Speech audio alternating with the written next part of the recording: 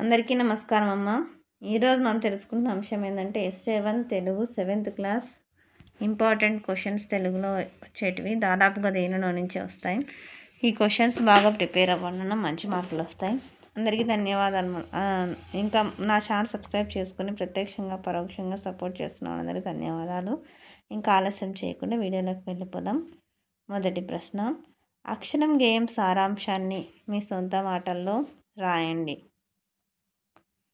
జాగ్రత్తగా screen shot తీసుకోండి. నేను జస్ట్ క్వశ్చన్ మాత్రం చెప్తున్నాను. ఆన్సర్ మీ దగ్గర ఆల్రెడీ ఉంటుంది కాబట్టి ప్రాబ్లం లేదు. తర్వాత, జీవితంలో చదువు విలువ ఎంత ముఖ్యమో తెలపండి.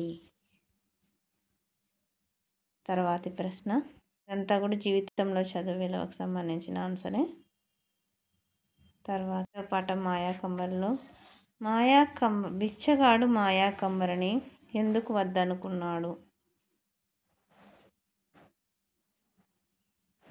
తర్వాతి ప్రశ్న, ఆత్మానందుడు రాజుకు రక్షాబంధం ఎందుకు కట్టాడు? నేను జస్ట్ క్వశ్చన్స్ మాత్రమే చెప్పచ్చు, కానీ ఒకవేళ స్క్రీన్ షాట్ తీసుకునే వాళ్ళు ఎవరైనా ఉంటే తీసుకుంటారనే ఉద్దేశంతో జస్ట్ మీకు ఇది పెడుతున్నాను స్క్రీన్ మీద. ఇది కంటిన్యూషన్ ఆ క్వశ్చన్కి. తర్వాత, మాయాకంబరిని రాజు మొదట ఎందుకు కావాలనుకున్నాడు, తర్వాత ఎందుకు తిరిగి ఇచ్చేశాడు? ఇదంతా ఆన్సర్ అమ్మ. తర్వాత నెక్స్ట్, మాయాకంబలి కథా సారాంశాన్ని మీ సొంత మాటల్లో రాయండి. జాగ్రత్తగా స్క్రీన్ షాట్ తీసుకున్నాను. ఇక్కడికక్కడ స్క్రీన్ షాట్ తీసుకోండి. మీకు ఆన్సర్స్ ఉంటాయి, కేవలం క్వశ్చన్స్ మాత్రం మీకు తెలియజేస్తున్నాను. చిన్ని శిశువు పాఠ్యభాగ సారాంశాన్ని సొంత మాటల్లో రాయండి. జాగ్రత్తగా స్క్రీన్ షాట్ తీసుకోండి. తర్వాత రెండవ ప్రశ్న, అన్నమయ్య చెప్పిన శిశువుకి మీరు చూసిన శిశువుకు గల పోలికలు రాయండి. తర్వాతి ప్రశ్న,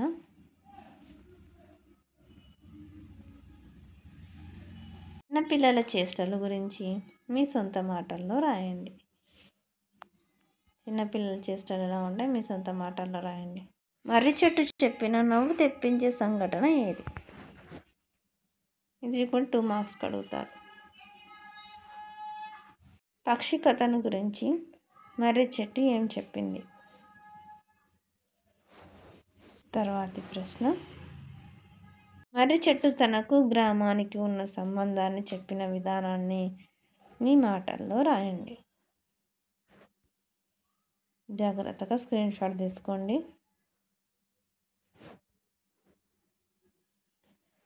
తర్వాతి ప్రశ్న, మానవుల వలె చెట్లు, పక్షులు, జంతువులు మాట్లాడగలిగితే ఎలా ఉంటుందో మీ మాటల్లో వివరించండి. ఇదంతా కూడా ఆన్సరే. అర్థమవుతుందా? తర్వాత, క్షమ వలన ఎలాంటి ప్రయోజనాలు కలుగుతాయి? ఇది 2 మార్క్స్కి ఇస్తారమ్మా. సత్యవాక్ వలన కలిగే ప్రయోజనాలు ఏవి? తర్వాతి ప్రశ్న, బాధలోడ్చుకున్న భవిత వర్ధిల్లురా అనే విషయాన్ని కవి ఎలా తెలియజేశారు? జాగ్రత్తగా స్క్రీన్ షాట్ తీసుకోండి. తర్వాతి ప్రశ్న, మహాత్ములకు ఉండవలసిన సహజ లక్షణాలు ఏవి?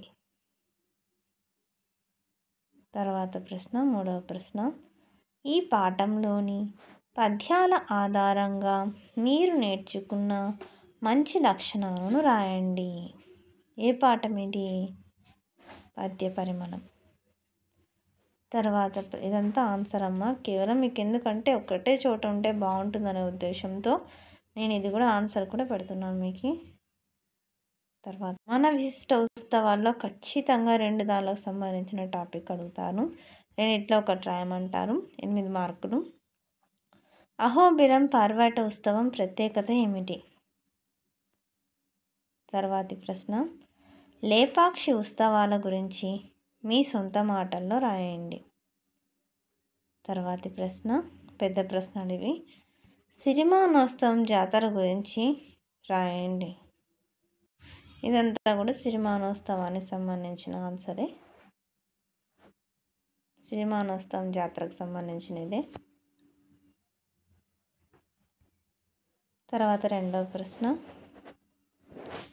సంస్కృతి సంప్రదాయాలను మన వారసత్వ సంపద తర్వాతి తరానికి ఎలా అందించాలో తెలియచేయండి. రొట్టెల పండుగ గురించి ఇది. రొట్టెల పండుగ, సిరిమానోత్సవం అన్నీ వస్తాయి. ఈ క్వశ్చన్ ఇంపార్టెంట్. కప్పల పెళ్ళికి వానకు గల సంబంధం ఏమిటో మీ మాటల్లో రాయండి. ఇది 2 మార్క్స్కి ఇంపార్టెంట్. తర్వాత కప్పల పెళ్ళి వెనుక దాగి ఉన్న గ్రామీణుల ఆలోచనను తెలియచేయండి. తర్వాతది కప్పతల్లి పెళ్ళి గేయ సారాంశాన్ని సొంత మాటల్లో రాయండి. జాగ్రత్తగా స్క్రీన్ షాట్ తీసుకోండమ్మా. తర్వాతది రెండవ ప్రశ్న, ప్రజల నమ్మకాలపై ఆధారపడ్డ ఏదేని మీ ప్రాంత ఉత్సవం గురించి రాయండి. తర్వాత కంటిన్యూషనే.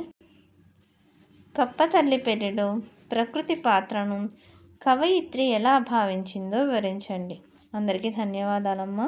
ఇంకా మన ఛానల్ సబ్స్క్రైబ్ చేసుకున్న వాళ్ళు ఎవరంటే దయచేసి సబ్స్క్రైబ్ చేసుకొని లైక్ చేసి షేర్ చేసి మీ ఫ్రెండ్స్కు రిలేటివ్స్ అందరికీ సబ్స్క్రైబ్ చేసుకోమని చెప్పండి. నా ఛానల్ సబ్స్క్రైబ్ చేసుకొని ప్రత్యక్షంగా పరోక్షంగా సపోర్ట్ చేస్తున్న వాళ్ళందరికీ పేరు పేరున ప్రత్యేకమైన హృదయపూర్వక ధన్యవాదములమ్మా. అందరికీ ధన్యవాదాలు. దయచేసి వీడియోని మాత్రం స్కిప్ చేయొద్దు. ధన్యవాదములు.